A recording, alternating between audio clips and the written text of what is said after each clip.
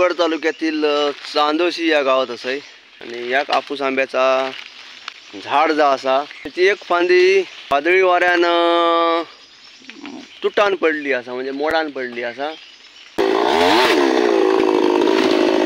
जिवंत वाळव्यानं काम केलेलं आहे. आम्ही आभारी आहोत.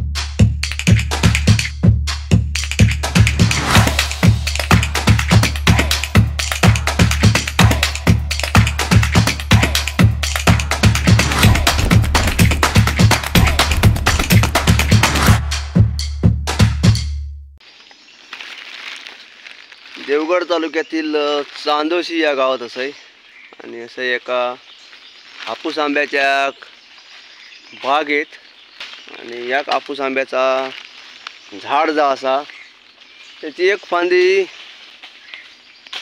वादळी वाऱ्यानं तुटान पडली असा म्हणजे मोडान पडली असा वादळी वाऱ्यानं पडली किंवा जी फांदी आणा ती कोरम झालेली मुंगळी वगैरे लागलेली असली ना आणि मुंगळी पुढे पुढे जायत राहता त्याच्यामुळं झाड कोरम होता म्हणजे फांदी कोरम होता किंवा रोटो वगैरे लागलो असलो ना तर ते पोकरतात त्या फांदी एक आणि त्याच्यामुळं जोरात वारो येलो ना काय फांदी ती मोडान पडता आणि अशा पद्धतीत ही फांदी मोडान पडली असा त्याच्या खाली एक अजून फांदी असा आणि ही फांदी आपल्याक कट करूची असा आणि तो जो एक फांदो असा मोडलेलो त्याच्यावर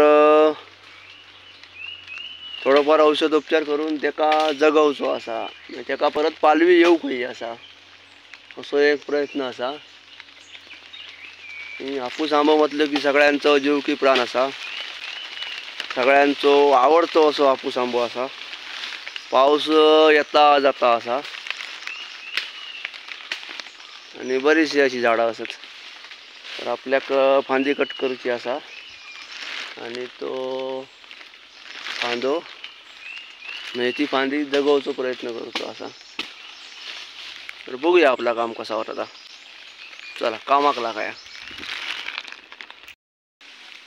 तर ह्या हापूस आंब्या झाड असा बराचसा मोठा असा एवढी मोठी फांदी असा आणि ही फांदी गेली असा पूर्णपणे जमिनीवर तिका असे टेकावे लावलेले होते. ह्यो ना ह्यो खालचो जो डळविलो ना तो ह्योच ना तो ह्यो का ह्यो पुढे करायलेलो ह्यो का ह्याका आता पाठसून थंयसून मारू गोया कमीच करतो लागतलो. हां हां हां हे का खराब झाले हे का हे मुंगळी लागता ना मुंगळी लागल्यामुळे ते खराब झाली डेळे मुंगळी पोकरीत जातली पुढे पुढे पुढे पुढे.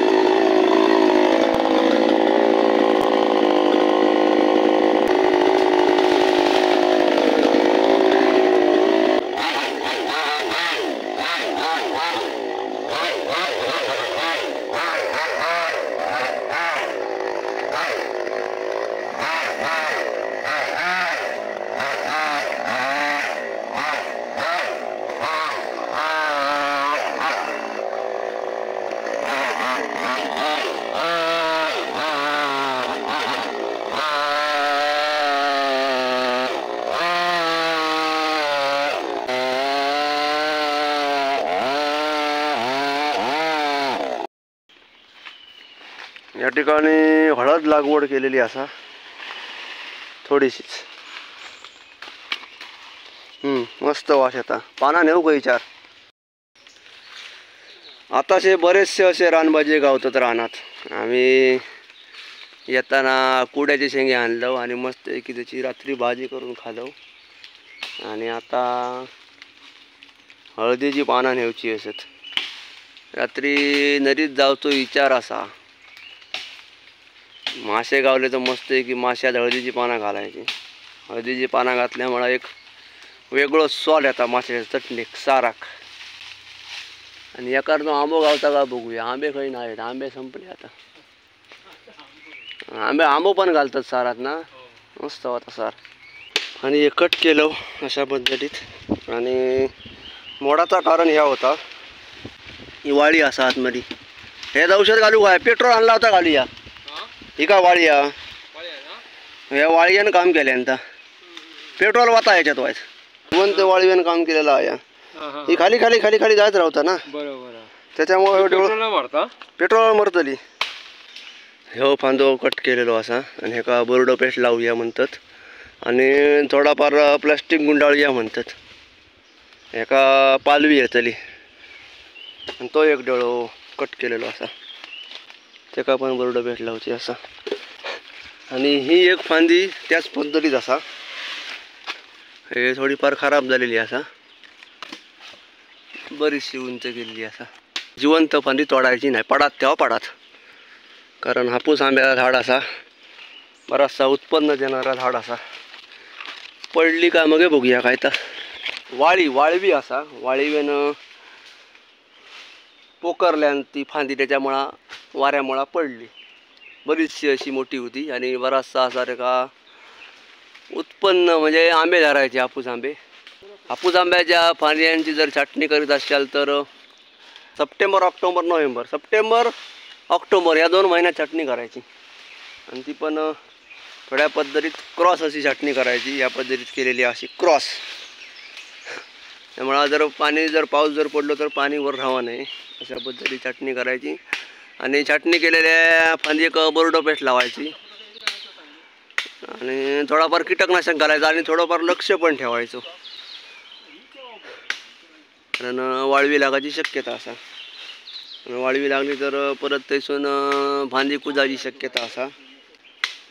त्यामुळं अशी काळजी घेऊ काही. बरेच जण सांगतात हापूस आंबो ह्यो महाग असा, पण ह्यामागची मेहनत जी आहे ना ती भरपूर असता. आतापासूनच मेहनत चालू झालेली असा. खत घातलास ना,